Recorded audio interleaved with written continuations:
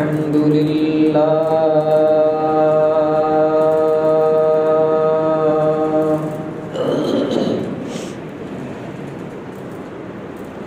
الحمد لله نحمده ونستعينه ونستغفره ونؤمن به ونتوكل عليه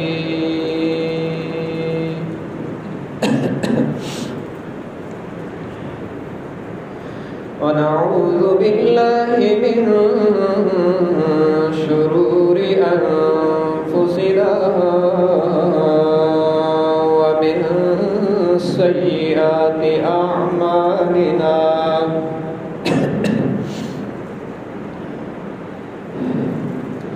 من يهده الله فلا مضل له ومن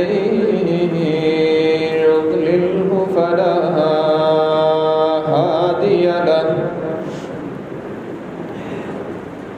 ونشهد أن لا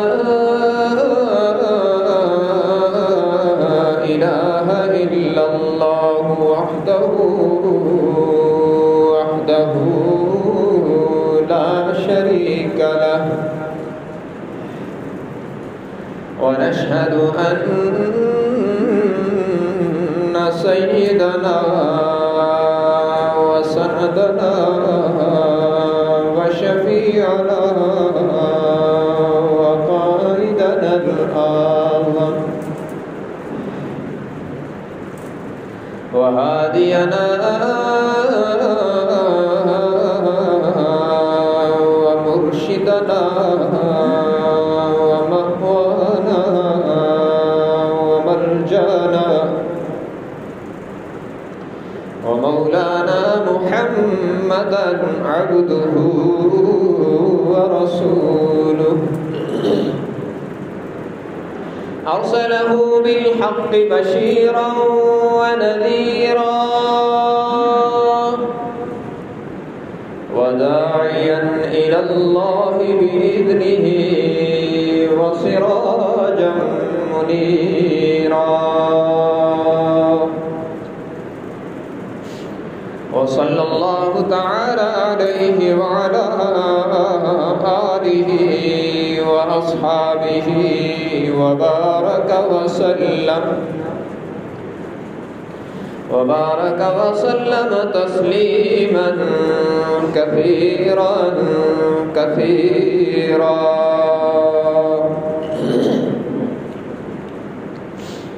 أما بعد فأعوذ بالله من الشيطان الرجيم بسم الله الرحمن الرحيم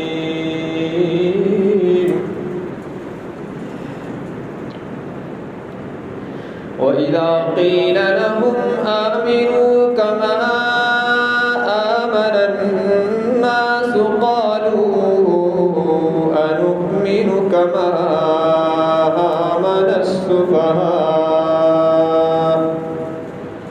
ألا إنهم هم السفهاء ولكن لا يعلمون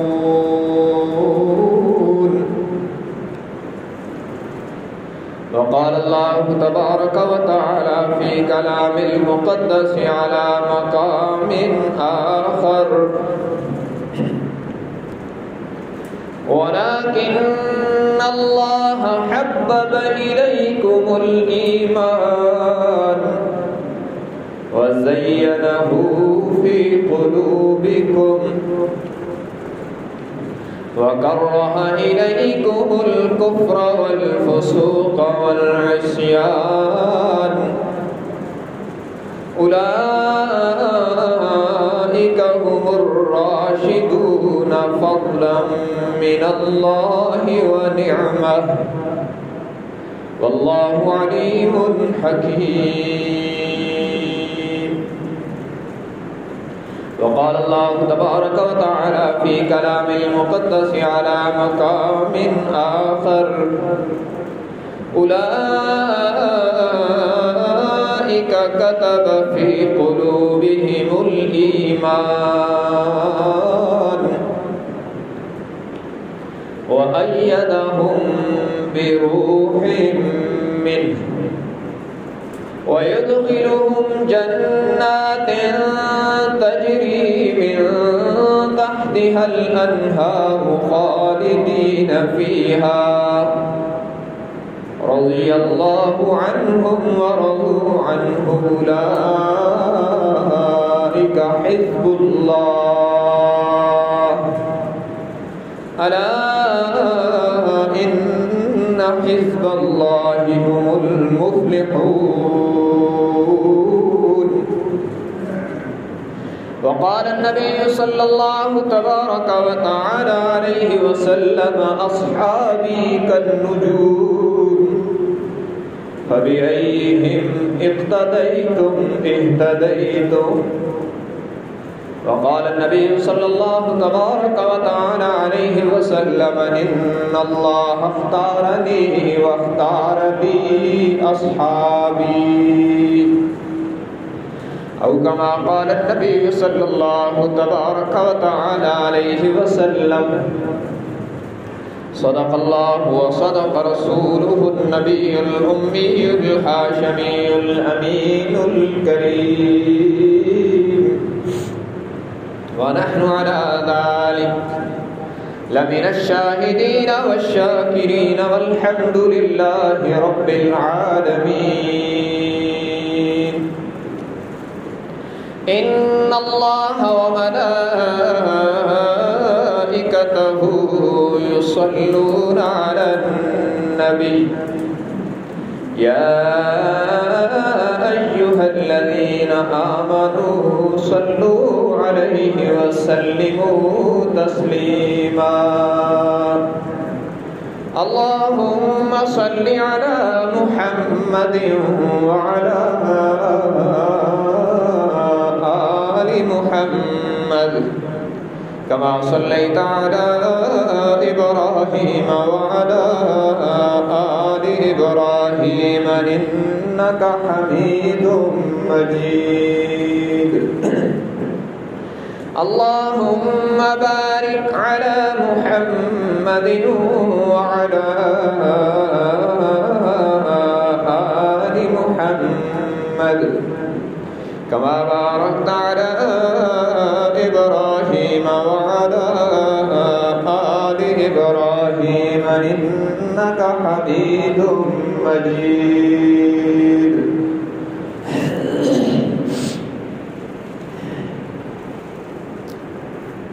حاضرین کرام قدر،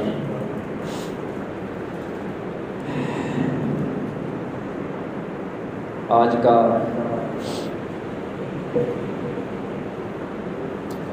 خطبہ جمعۃ المبارک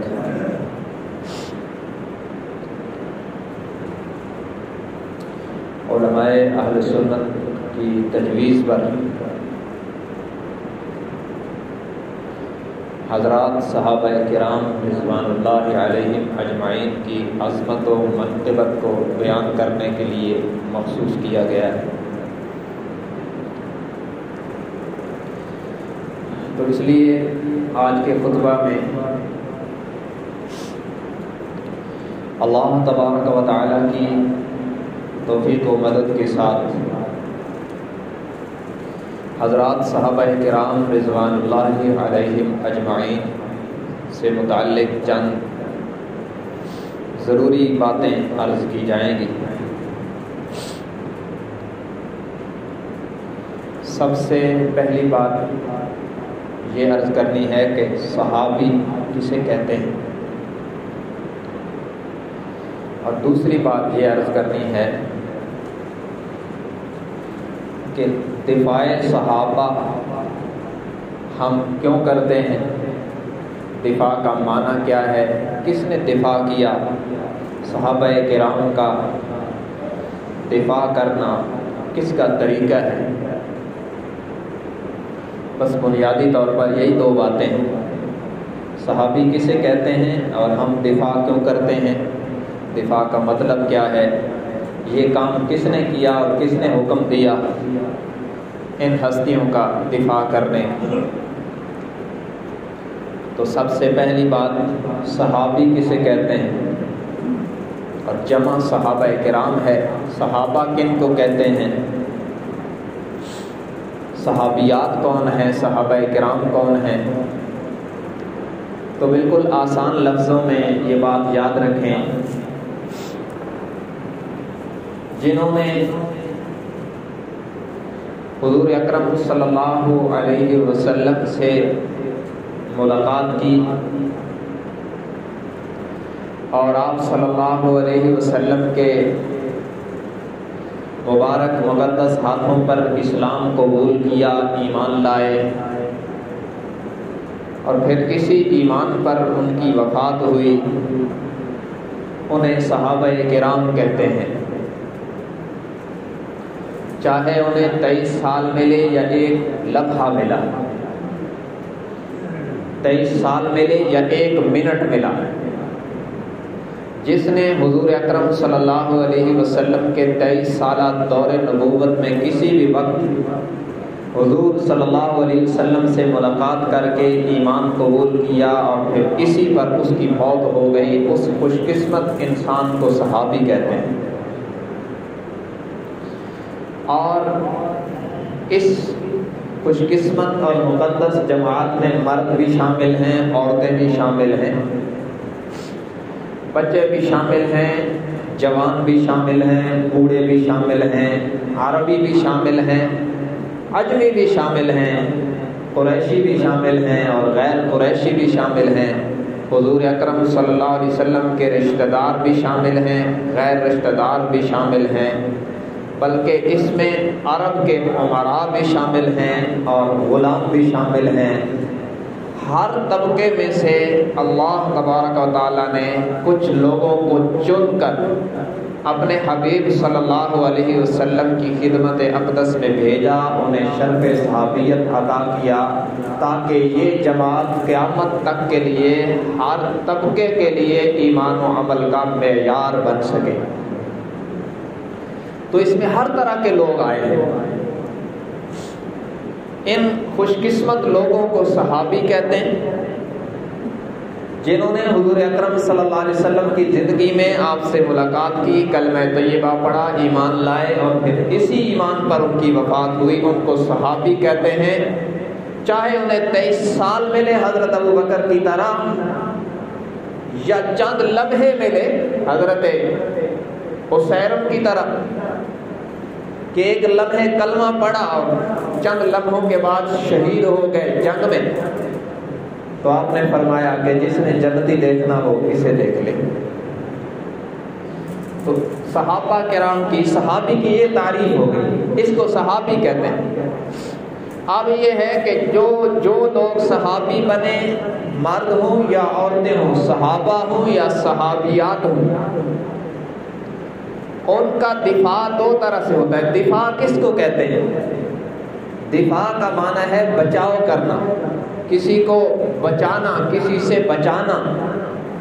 صحابہ کرام کا دفاع دو طرح کا ہوا ہے، ان کے جسموں کا بھی دفاع کیا گیا اور ان کے کردار کا بھی دفاع کیا گیا۔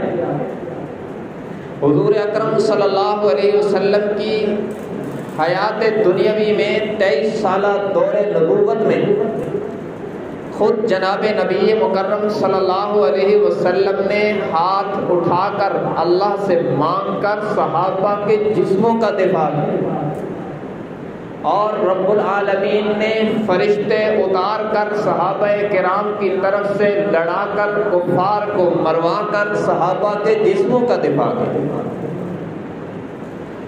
یہ اجسام کا اور جسموں کا دفاع بھی حضور نے مانگا، اللہ نے کیا۔ ایک مثال، بدر کے میدان میں حضور اکرم صلی اللہ علیہ وسلم 313 کو لائے ہیں اور ادھر 1000 ہیں جو اس وقت کے اسباب کے تحت اسلحہ سے اور ہر قسم کے جنگی ساز و سامان سے لیس ہیں۔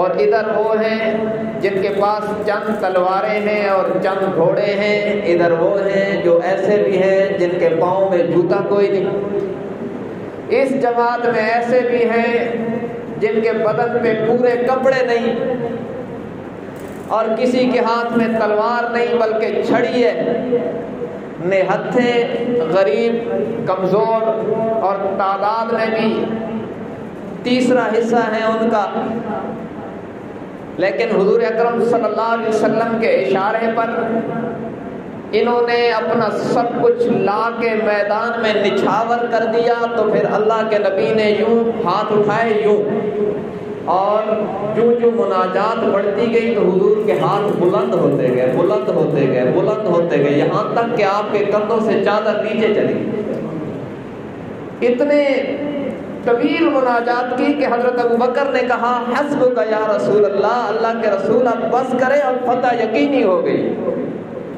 اور اس میں الفاظ بھی عجیب تھے، آپ نے دعا میں یہ عرض کیا یا اللہ آج اگر یہ 313 شکست کھا گئے تو پھر قیامت تک زمین پر تیرا نام لینے والا کوئی نہ رہے گا۔ یہ صحابہ کرام کے جسموں کا دفاع کیا، حضور نے مانگا اور پھر اللہ نے فرشتے اتار دیے کہ کیا ہوا میرے حبیب کے جانثاروں کے پاس کچھ نہیں، تم جاؤ اور ان کی طرف سے لڑو۔ یہ ان کے جسموں کا دفاع کیا، حضور نے مانگا، اللہ نے دفاع کیا، فرشتوں کو اتار دیا، اور فرشتے بھی ہزاروں کی تعداد میں اتارے جنہوں نے آ کر صحابہ کرام کی طرف سے جنگ لڑی اور ایک واضح شکست سے کفار کو دوچار ہونا پڑا، جنہیں فتح کا اتنا یقین تھا کہ گانے والی عورتیں ساتھ لائے تھے کہ ہم جیت کر جشن منائیں گے، ان میں سے اکثر واصل جہنم ہو گئے، اور ایک کنویں میں 70 کافروں کی لاشوں کو ڈال کر حضور نے ان کے پاس کھڑے ہو کے فرمایا تھا هل وجدتم ما وعد ربكم حقا، آپ پتہ چلا جو اللہ نے وعدہ کیا تھا وہ سچا ہو گیا کہ نہیں۔ تو یہ صحابہ کرام کی خصوصیت کہ ان کے جسموں کا دفاع اللہ نے کیا، اللہ کے حبیب نے کیا۔ اور جب حضور اکرم صلی اللہ علیہ وسلم کی وفات حسرت آیات کے بعد، آپ کے انتقال پر منال کے بعد ایک وقت آیا کہ صحابہ کرام کی مقدس جماعت بھی ایک ایک کر کے دنیا سے چلے گئے، تو اب ان کے جسموں کے دفاع کی ضرورت نہ رہی، اب ان کے کردار کے دفاع کی ضرورت ہے۔ لوگوں نے جیسے ان کے جسموں پر حملے کیے ان کی زندگی میں، ایسے ہی اب تک، اس وقت سے لے کر اب تک، ان دشمنان صحابہ کی ذریت صحابہ کرام کے کردار پر طرح طرح کے حملے کرتی رہتی ہے، اور صحابہ کرام کے کردار کا دفاع بھی اللہ نے کیا، اللہ کے حبیب حضرت محمد صلی اللہ علیہ وسلم نے کیا، اور اس وقت سے آج تک امت کے مجتہدین صالحین اور امت کے چنے ہوئے لوگ اس فریضہ کو بأحسن خوبی سر انجام دے رہے ہیں۔ ان کے کردار کا دفاع اللہ نے کیا، اللہ کے حبیب نے کیا، امت کر رہی ہے۔ کیوں کر رہی ہے؟ یہ دفاع کرنے کی کیا ضرورت ہے؟ سوال پیدا ہوتا ہے کہ صحابہ کرام کا دفاع کرنے کی کیا ضرورت ہے؟ تو یاد رکھیں، صحابہ کرام وہ مقدس شخصیات ہیں جن کو ہٹا دے تو قرآن نہیں ملتا، اس لیے کہ حضور اکرم صلی اللہ علیہ وسلم کی مبارک زندگی میں اس طرح پورا قرآن ایک کتاب کی صورت میں لکھا ہوا موجود نہیں تھا، بلکہ متفرق جگہوں پر لکھا ہوا تھا۔ اگرچہ صحابہ کرام کی بہت بڑی تعداد تھی جو پورے قرآن کے حافظ تھے، اور اسی ترتیب کے مطابق انہیں قرآن یاد تھا جو ابھی یہاں لکھی ہوئی ہے، لیکن اس طرح اکٹھا لکھا ہوا موجود نہیں تھا۔ مسیلمہ کذاب کے خلاف جو حضرت ابوبکر نے جنگ لڑی جھوٹے مدعی نبوت کے خلاف، اس میں 700 صحابہ کرام ایسے شہید ہوئے جو قرآن کے حافظ اور قاری تھے۔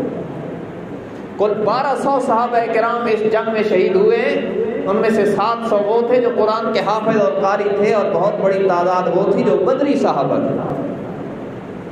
اس پر حضرت ابوبکر کو حضرت عمر نے مشورہ دیا کہ آپ قرآن کو جمع کروائیں۔ اولاً تو حضرت عمر رضی اللہ تعالیٰ نے کہا، حضرت ابوبکر نے کہا کہ حضور علیہ السلام نے یہ کام نہیں کیا، میں کیوں کروں؟ لیکن بالآخر حضرت عمر کے اصرار پر انہیں بات سمجھ میں آ گئی۔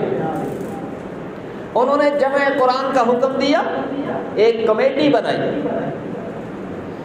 جس کا سربراہ حضرت زید بن ثابت کو بنایا رضی اللہ تعالیٰ عنہ۔ زید بن ثابت رضی اللہ تعالیٰ عنہ وہ صحابی ہیں جو کاتب وحی بھی تھے اور قرات سبع کے حافظ بھی تھے، عرض اخیرہ کے مشاہد بھی تھے۔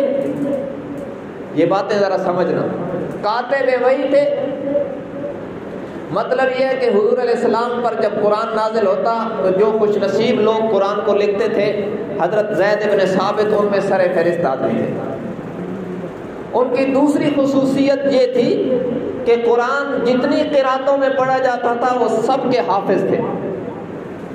تیسری خصوصیت ان کی یہ تھی کہ آخری رمضان المبارک جو حضور علیہ السلام کی دنیاوی زندگی کا آخری رمضان المبارک تھا، جبرائیل علیہ السلام نے حضور کو قرآن سنایا اور حضور علیہ السلام نے جبرائیل کو سنایا، جسے دور کہتے ہیں۔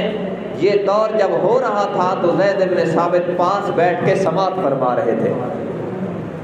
تیسری ان کی خصوصیت یہ، اور چوتھی خصوصیت یہ ہے کہ حضور اور جبرائیل کا دور ہو جانے کے بعد انہوں نے پھر پورا قرآن الحمد کی الف سے لے کر والناس کی سین تک پورا قرآن حضور کو سنایا۔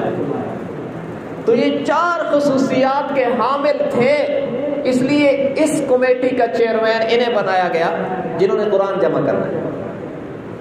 یہ صحابہ کرام کی میں اہمیت بتلا رہا ہوں۔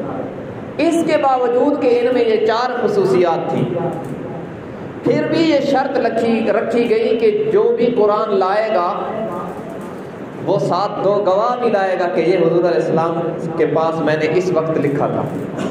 باوجود اس کے کہ حضرت زید بن ثابت حافظ تھے اور صحابہ کرام کی بہت بڑی تعداد تھی حفاظ کی، لیکن پھر بھی شرعی اصول پورا کیا گیا کہ جو بھی آیت لائے گا وہ ساتھ 2 گواہ بھی لائے گا۔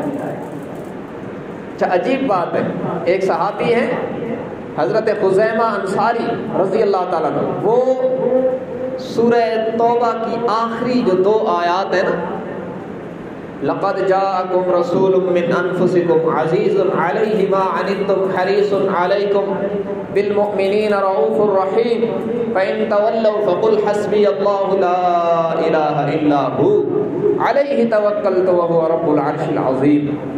یہ ان کے پاس تھی، حضرت خزیمہ انصاری کے پاس۔ یہ لائے اور ساتھ گواہ کوئی نہ لائے۔ حضرت زید بن ثابت نے فرمایا بھائی گواہ لاؤ۔ انہوں نے فرمایا آپ کو پتہ نہیں مجھے حضور علیہ السلام نے یہ اعزاز دیا تھا کہ تجھ اکیلے کی گواہی 2 کے برابر ہے۔ تو ان سے بھی آیات لے لی گئی۔ ان کا پس منظر تھا، حضور علیہ السلام کا معاملہ ہوا تھا ایک یہودی سے گھوڑا خریدنے کا، اور وہ منکر ہو گیا تھا۔ اس نے کہا کوئی گواہ لائیں، تو حضرت خزیمہ انصاری پاس کھڑے تھے، انہوں نے کہا میں گواہ ہوں کہ یہ معاملہ ہوا تھا۔ وہ معاملہ تو ہو گیا۔ حضور علیہ السلام نے ان سے پوچھا بھی تو کہاں سے سن رہا تھا؟ انہوں نے کہا میں تو موجود ہی نہیں تھا، آپ کے کہنے پر ہم نے جنت جہنم کو مان لیا، اللہ کو مان لیا، یہ تو چھوٹا سا معاملہ ہے، اس کو ماننے میں کیا حرج تھی؟ تو آپ نے فرمایا آج کے بعد تیرا یہ اعزاز ہے، تجھ اکیلے کی گواہی 2 کے برابر ہوگی۔ تو یہ آیات انہوں نے دی تھی۔ اس طرح قرآن مکمل ہوا۔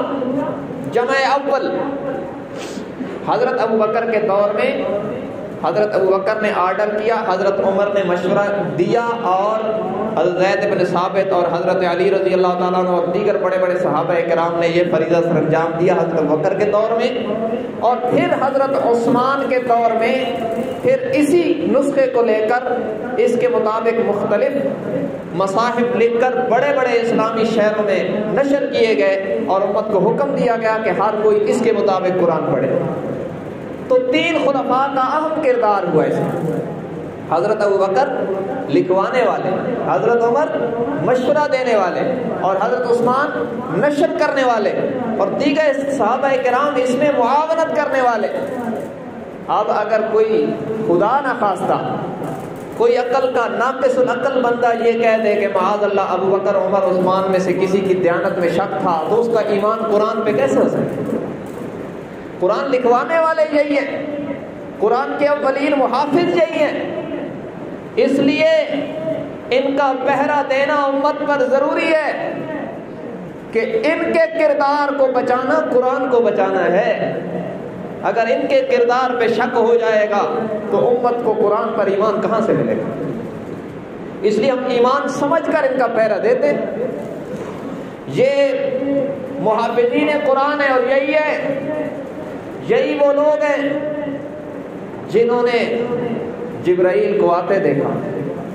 انسانی شکل میں جبرائیل علیہ السلام کئی بار آئے، میں نے آپ نے تو نہیں دیکھا. یہ ابو بکر عمر عثمان و علی اور دیگر صحابہ کرام بھی تھے جنہوں نے اس کا مشاہدہ کیا. یہی وہ لوگ ہیں جنہوں نے براہ راست اللہ کے نبی سے قرآن پڑھا. حضور کے اولین پہلے اور آخری شاگرد یہی ہیں، اور یہ حضور علیہ السلام کی شاگردی کے لیے سلیکٹ اپنی مرضی سے نہیں ہوئے. درسگاہ مصطفیٰ میں ان کو داخلہ عرش سے خود خدا نے دلوایا ہے. یہ کوئی معمولی لوگ ہیں کہ جو آیا بس حضور کے حلقے میں آ گیا؟ نہیں. اللہ نے پوری کائنات میں سے، پوری انسانیت میں سے چن کر ایک کو اپنے نبی کا ساتھی بنایا.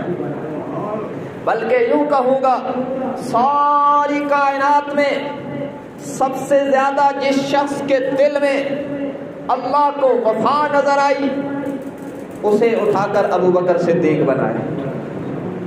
سب سے زیادہ جس کے کردار و عمل میں انصاف نظر آیا اسے خطاب کا بیٹا عمر بنایا. سب سے زیادہ جس کے کردار میں سخاوت و حیا نظر آیا اسے عثمان بنایا. سب سے زیادہ جہاں شجاعت، دلیری اور علم تھا اسے علی المرتضیٰ کا خطاب دیا. سب سے زیادہ جہاں جنگی بصیرت تھی انہیں خالد ابن ولید بنایا. سب سے زیادہ جہاں فقاہت اور دین کی سمجھ تھی انہیں عبداللہ ابن مسعود بنایا. سب سے زیادہ جسے قرآن کی سمجھ تھی اسے عبداللہ ابن عباس بنایا. سب سے زیادہ جس کو محبوب پر مٹنے کا جذبہ تھا اسے بلال بنایا. یہ ویسے تھوڑا ہی آ گئے کہ جو آیا داخل ہو گیا. یہ خدا کا انتخاب ہے، اور تیرے میرے انتخاب تو غلط ہوتے رہتے ہیں، کیونکہ ہم تو ظاہر کو جانتے ہیں. ہمیں کہتے ہیں جی بادشاہ ہم آئیں گے تو پاکستان کو پیرس بنا دیں گے، اور جب آتے ہیں تو پھر ہم پچھتاتے ہیں کہ اوہو غلطی ہو گئی، اسے نہیں چننا چاہیے تھا. کیوں کہ ہم ظاہر جانتے ہیں کہ نعرے تو بڑے اچھے ہیں، باتیں تو بڑی ٹھیک کرتا ہے. دل نہیں جانتے، یہ بھی نہیں جانتے کہ جو اس کے گرد و نواح میں وہ کون ہے، اہل ہیں یا نا اہل ہیں.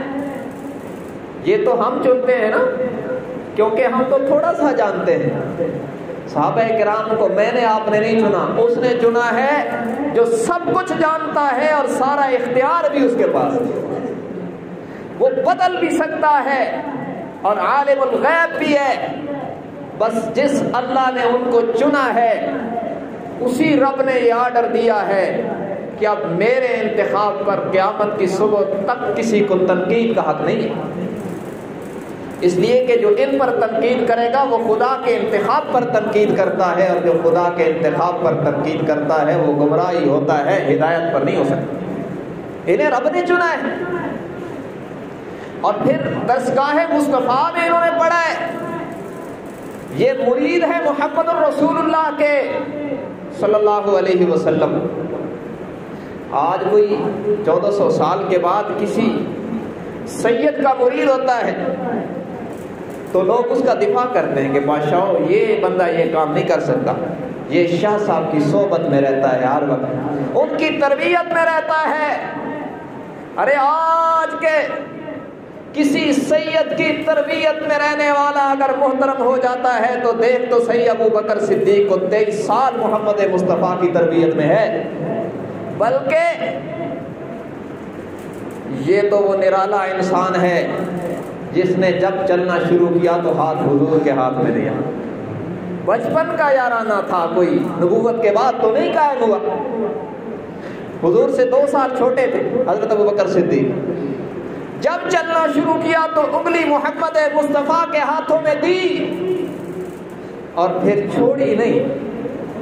جب تک زندہ رہے حضور کے ساتھ رہے, بلکہ مر کے بھی حضور کے ساتھ ہی.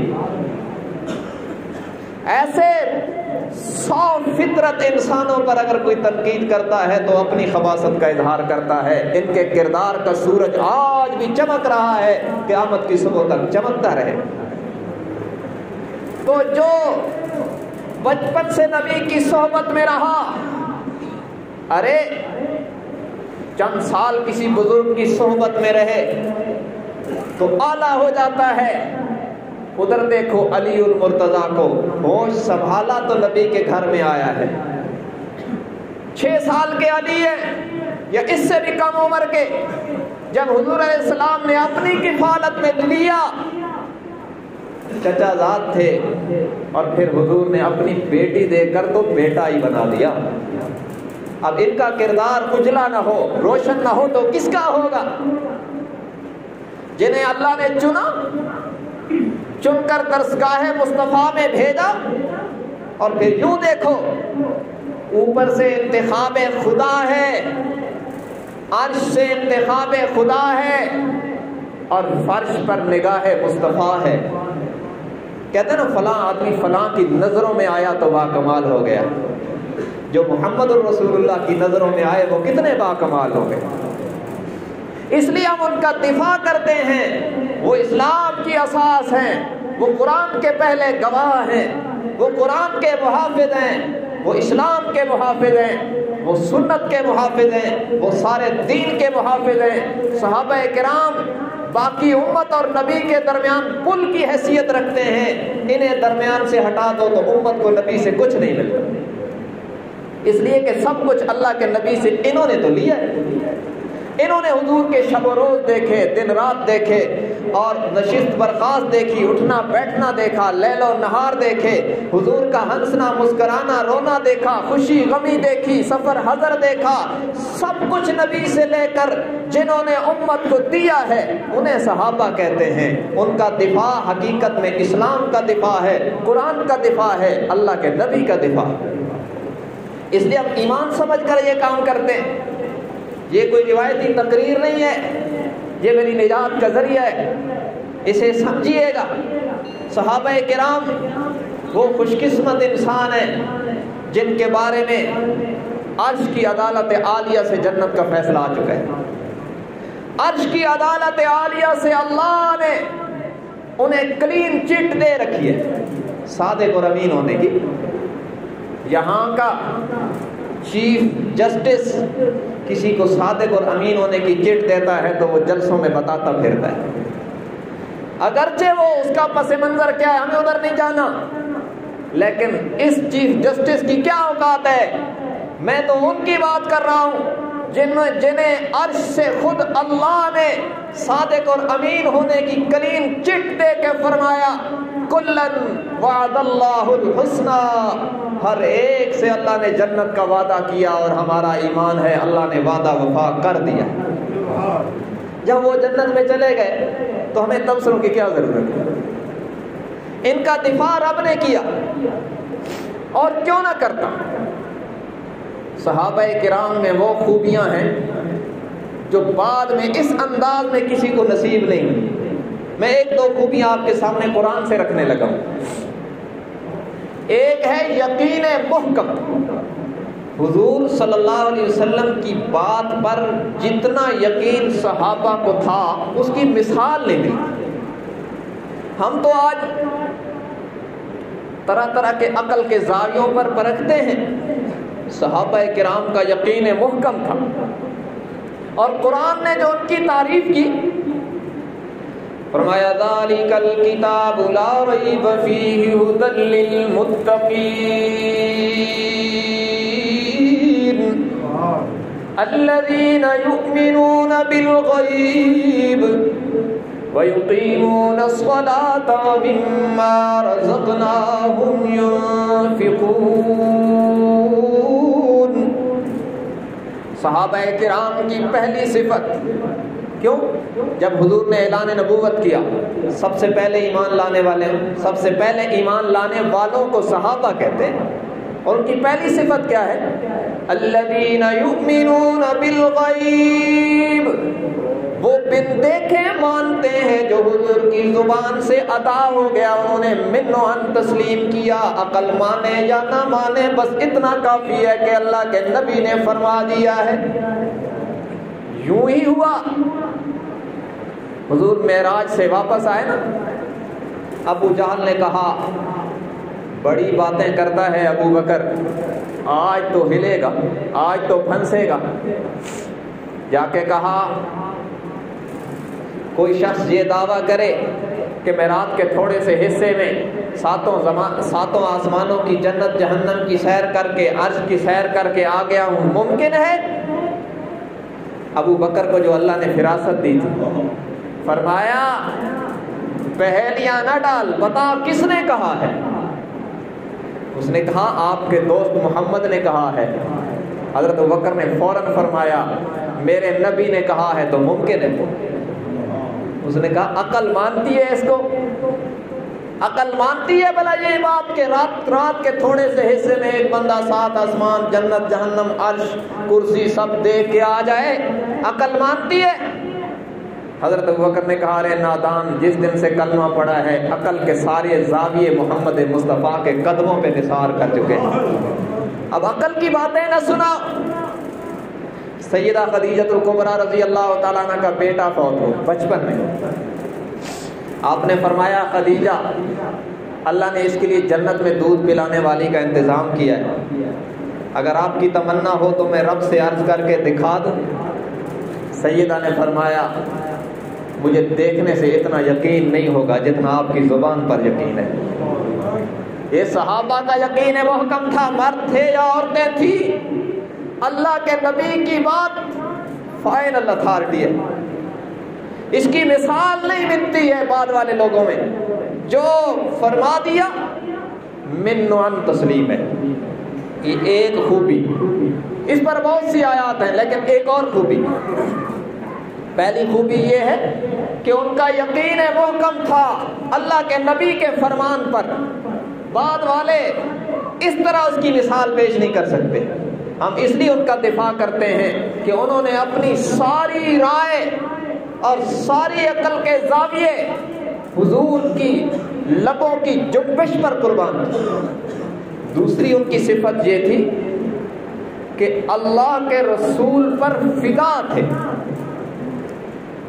یوں بھی ہوا کہ ایک صحابی حضور کے ساتھ ہے اور اس کا سگا باپ دشمن کے ساتھ ہے، لیکن انہوں نے باپ کی محبت قربان کر دی حضور کی محبت پر۔ یوں بھی ہوا کہ یہ حضور کے ساتھ ہے اور سگا بیٹا ادھر ہے۔ ایک وقت ایسا بھی آیا کہ جنگ بدر میں حضرت ابو بکر حضور کے ساتھ ہیں اور اس وقت ان کا بیٹا ادھر ہے، اور اس نے جنگ کے بعد کہا ابو بکر صدیق کو کہ ابا جی کئی بار آپ میری تلوار کے سامنے آئے، میں نے باپ سمجھ کے چھوڑ دیا۔ حضرت ابو بکر نے کہا اللہ کی قسم اگر تو میری تلوار کے زد میں آتا تو میں اللہ کے نبی کا دشمن سمجھ کر تجھے تیری گردن کو تن سے جدا کر دیتا۔ یہ ان کا ایمان ہے، محبت میں حضور پر فدا ہے، جنہوں نے اللہ کے نبی پر سب کچھ فدا کر دیا، مجھے ان کا دفاع کیوں نہ کرنا چاہیے؟ عجیب ہے۔ چلو ایک جھلکی اور دیکھیں، مسیلمہ کذاب وہ بدبخت انسان ہے جس بدبخت نے حضور کی زندگی میں نبوت کا جھوٹا دعویٰ کیا اور حضور علیہ السلام کو خط لکھا جس پہ لکھا تھا بقول اس کے نقل کفر نباشد، اس نے لکھا تھا مسیلمۃ الکذاب رسول اللہ الی محمد رسول اللہ، معاذ اللہ۔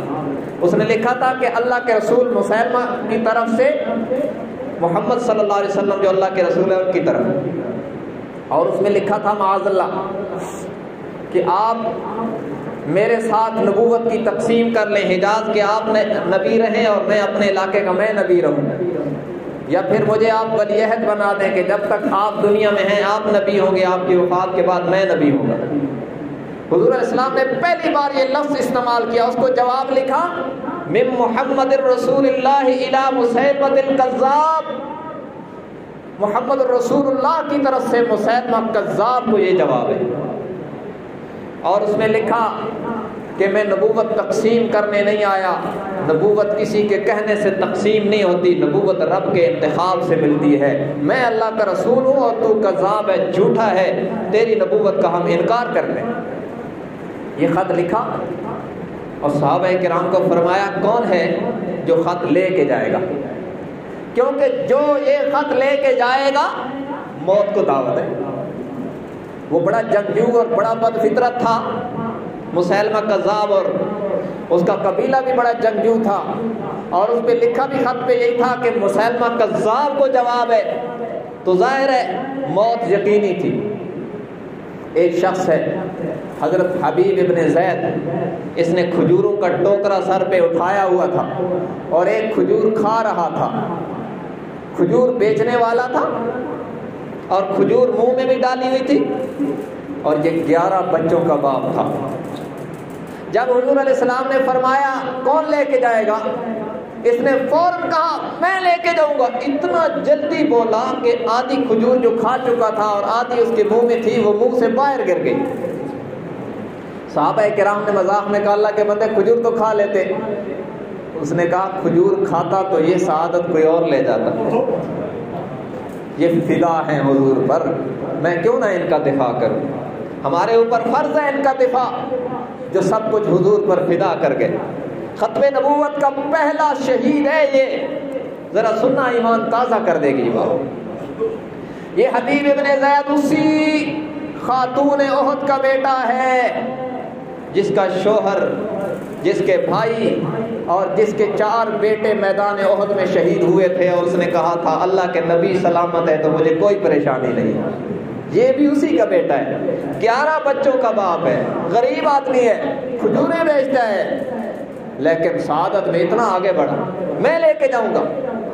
آپ نے خط دیا، اپنا گھوڑا بھی دیا، اپنا نیزہ بھی دیا کہ لے جاؤ، اور وہ جلدی سے دوڑا۔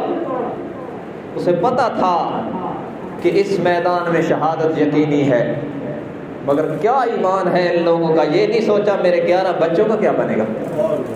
کیا ایمان ہے ان لوگوں کا جن کا ایمان نکھارا ہے رسول اللہ نے صلی اللہ علیہ وسلم۔ وَزَيَّنَهُ فِي قُلُوبِكُمْ، ایمان کو خوبصورت بنا کر سجا کر اللہ نے جن کے دلوں میں لگا دیا، فٹ کر دیا۔ أُولَٰئِكَ كَتَبَ فِي قُلُوبِهِمُ الْإِيمَانَ، جن کے دلوں پر اللہ نے اپنی قدرت کے ہاتھوں سے ایمان اتنا مضبوط لکھا ہے کہ اب بلال و خباب کی چربی سے انگاروں کو بجھایا جا سکتا ہے مگر ایمان مٹایا نہیں جا سکتا۔ یہ عجیب ایمان ہے۔ دوڑ گئے صحابی، مسیلمہ کذاب کے دربار میں پہنچے، اس نے کہا کہ خط کا جواب آ گیا ہے، لگتا ہے کوئی مثبت پیش رفت ہو گئی۔ اس نے اپنے منشی سے کہا پڑھو، اس نے پہلا لفظ پڑھا من محمد الرسول اللہ الی مسیلمۃ الکذاب۔ بھرے دربار میں جب اس نے اپنے لیے کذاب کا لفظ سنا تو اس نے کہا بند کرو یہ خط۔ اگلی بات اس نے سنی نہیں، کہا تو لایا ہے؟ کہا میں ہی تو لایا ہوں۔ اس نے اپنے جلاد کو کہا اس کا ایک بازو کاٹ دے، اس نے ایک بازو کاٹ دیا۔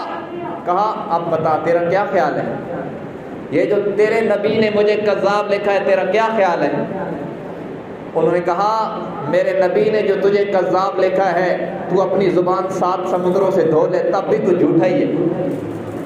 اس نے کہا اس کا دوسرا ہاتھ بھی کاٹ دو، دوسرا ہاتھ کاٹ دیا گیا۔ پھر پوچھا اب بتا میرے بارے میں کیا خیال ہے؟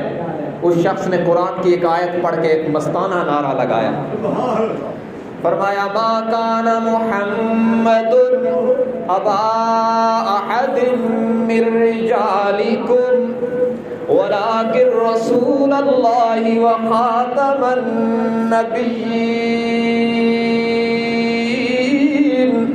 وکان اللہ بکل شیء علیما۔ میں اعلان کرتا ہوں کہ میرے رب العالمین نے فرمایا محمد صلی اللہ علیہ وسلم آخری نبی ہیں، میرے نبی کے بعد جو بھی نبوت کا دعویٰ کرے گا، تو ہو یا کوئی اور ہو، جھوٹا ہو سکتا ہے، نبی نہیں ہو سکتا۔ اس نے نیزوں تلواروں کی بارش کروا کر حبیب ابن زید کو شہید کر دیا، اور ادھر جبرائیل امین عرش سے پرواز کرتے ہوئے آئے اور اللہ کے نبی کو اطلاع دے دی کہ آپ کا پروانہ کام آ گیا ہے، آپ کا دیوانہ شہید کر دیا گیا ہے۔ حضور اکرم صلی اللہ علیہ وسلم نے ان کی ماں کو ام عمارہ کو بلایا کہ آپ کا بیٹا شہید ہو گیا ہے۔ اس نے کہا میں اللہ کا شکر ادا کرتی ہوں، پہلے بھی میرا شوہر، میرے بیٹے، میرے بھائی آپ کی محبت اور ناموس پر قربان ہوئے تھے، آج میرے لیے یہ اعزاز بھی مل گیا کہ میرا بیٹا ختم نبوت پر قربان ہونے والا سب سے پہلا سپاہی بن گیا ہے۔ اور پھر وہ دعائیں مانگتی تھی، یا اللہ کوئی موقع لانا، اس جھوٹے مدعی نبوت سے میں بھی انتقام لے سکوں۔ پھر حضور کا انتقال ہو گیا صلی اللہ علیہ وسلم۔ حضرت ابوبکر کے دور میں مسیلمہ کذاب سے جنگ لڑی گئی، جس میں ام عمارہ بھی شریک ہے۔ ایک وقت آیا جب وحشی بن حرب اور دیگر مجاہدین کی ضربوں سے مسیلمہ کذاب واصل جہنم ہوا، تو اس عورت کو بتایا گیا، یہ دوڑتی ہوئی آئی اور اس جھوٹے مدعی نبوت کے سینے پر پاؤں رکھ کے کہا، یا اللہ گواہ رہنا، میں نے اپنی ساری اولاد تیرے نبی کی ناموس پر نچھاور کر دی، اور آج عورت ذات ہونے کے باوجود آپ کے حبیب کے دشمن کے سینے پہ پاؤں رکھ کے کہتی ہوں ختم نبوت زندہ باد۔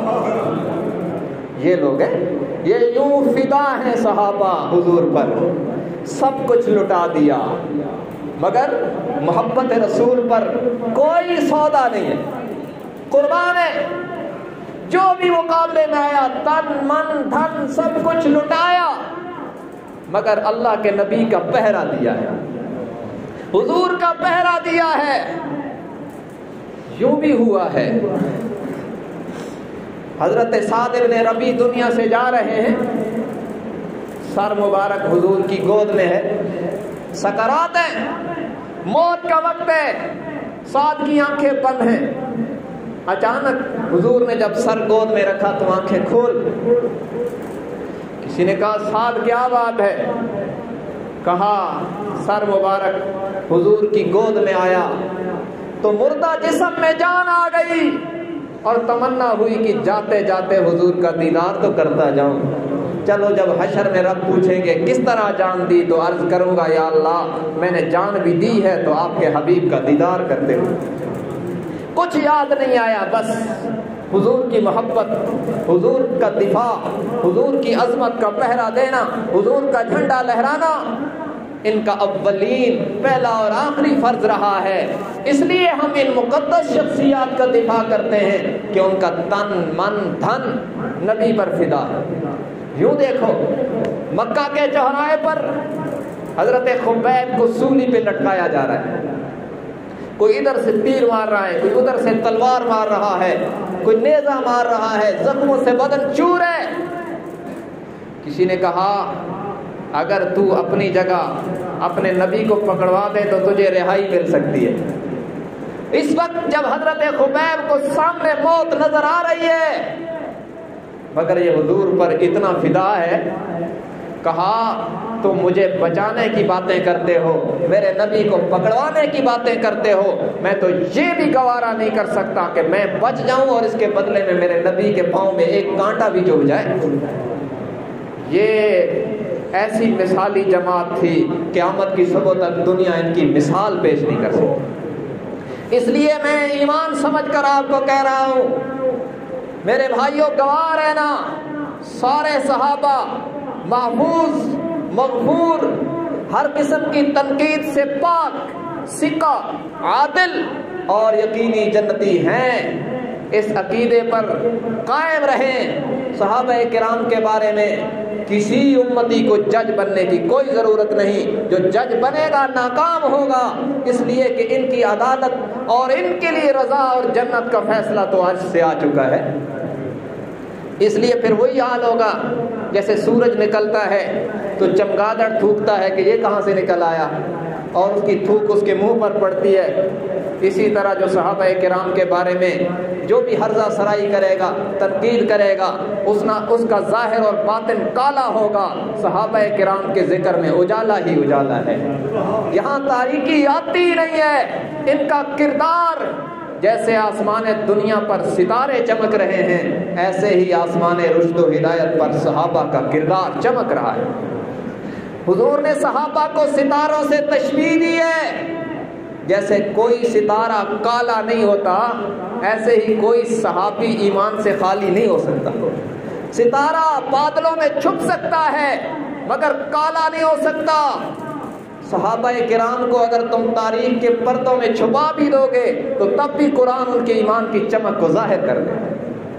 صحابہ کرام کے بارے میں کسوٹی قرآن ہے یا اللہ کے نبی کا فرمان ہے؟ جو تاریخ صحابہ کرام کو میلا دکھائے اسے ردی کی ٹوکری میں پھینک دینا چاہیے۔ ہم کل بھی صحابہ کو عادل کہتے تھے، تنقید سے پاک کہتے تھے، آج بھی تنقید سے پاک کہتے ہیں، اور اللہ توفیق دے گا تو انشاءاللہ موت تک اس مقدس جماعت کا پہرا دیتے رہیں گے۔ تو آج کے جمعے میں یہ بطور خاص یہ عنوان اس کا انتخاب کیا گیا تاکہ یہ میرے اور آپ کی نجات کا ذریعہ بنے۔ ہم حکومت وقت سے اور نگران حکومت سے کہتے ہیں، جیسے باقی جگہوں پر آپ نے ہاتھ ڈالا ہے، اس قانون کو نافذ کر کے اپنی زندگی کے روشن باب، اپنی زندگی کے اندر اس روشن باب کا اضافہ بھی کریں تاکہ ہمیشہ کے لیے صحابہ کرام پر تبرے کی زبان بند ہو جائے۔ یہ قانون بنائیں اصحاب و اہل بیت کے خلاف کوئی زبان نہ کھول سکے، اور جو کھولے اسے قانون کی لگام دے کر کتوں کے آگے ڈال دیں گے تو انشاءاللہ ملک امن کا گہوارہ بنے گا۔ اس لیے حضرات صحابہ کرام اور اہل بیت اعظام کے متعلق جو بل اس وقت زیر باس ہے، اور ہماری اسلامی جمہوریہ کے صدر عارف علوی صاحب نے army act, special secret army act پر تو پتہ نہیں دستخط کیے یا نہیں کیے، لیکن کاش کہ اس کے ہاتھوں میں یہ جرت آتی کہ وہ صحابہ کرام اور اہل بیت کے ناموس کے بل پر دستخط کر دیتا تو اس کی نجات کے لیے کافی ہو جاتا۔ ہم اس کے نام کی عارف علوی جو علی کی طرف منسوب ہے، ہم کہتے ہیں تجھے اس نسبت کا واسطہ ہے، یہ بل اس پر دستخط کر دے، حشر میں انشاءاللہ حضرت علی تیرا ہاتھ پکڑیں گے۔ تو بہرحال صحابہ کرام کے بارے میں، اہل بیت اعظام کے بارے میں جن مقدس شخصیات کی برکت سے ہم تک دین پہنچا ہے، ان کے بارے میں دلوں کو صاف رکھیں، ان پر تنقید سے زبانوں کو روک کے رکھیں۔ اللہ تبارک و تعالی ہم سب کو ان شخصیات کی خدمت کی توفیق عطا فرمائے۔ آئندہ جمعہ انشاءاللہ بات کریں گے اس ہستی کی ذات پر جس کے قدموں میں بیٹھنے سے ابو بکر و عمر کو عظمتیں ملی ہیں۔ ایک اعلان سماعت فرما لیں، سوموار والے دن چگڑالہ میں محلہ فاروق آباد میں ایک شان مصطفیٰ صلی اللہ علیہ وسلم کے عنوان پر کانفرنس ہو رہی ہے۔ ظہر 1 بجے شروع ہوگی، دن 1 بجے سے لے کر نماز عصر تک، جس میں مولانا رب نواز حنفی صاحب متظل العالی، دیگر علماء کرام، نعت خوان حضرات تشریف لا رہے ہیں، اس میں شرکت فرمائیں۔ اور اس مقدس مہینے میں جتنے یہ اجتماعات ہو رہے ہیں، اللہ تبارک و تعالیٰ سب کو کامیاب فرمائے اور ملک کو امن و سکون کا گہوارہ بنائے۔ وآخر دعوانا الحمد للہ رب العالمین۔